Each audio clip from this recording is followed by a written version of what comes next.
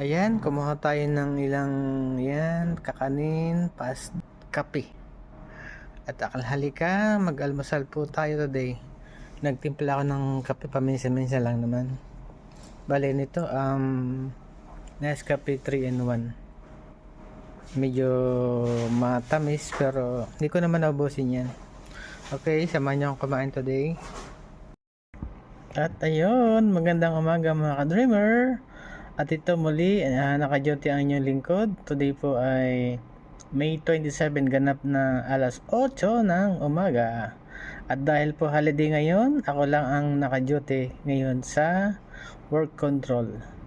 Tapos andito yung boss ko, bali iniwan lang ako dito mag-isa. Lumabas siya nagkakabiyata. Maya ay lalabas ako dun sa may malaking payong.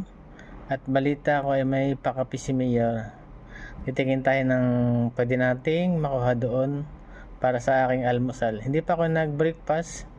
Minom na ako ng juice at saka yung kunting tinapay. Okay, samahan niyo ako today sa aking trabaho. Ito po si Ka-Dreamer, ang inyong lingkod na nagsasabing hi buhay OFW. Bali ano nga pala ngayon, parang Eid holiday. Kaya ayun, nagbakasyon yung dalawang kasama, isang Saudi tsaka Indiano. So ako lang yung naiwan. Okay, samahan niyo ako today. Bye bye.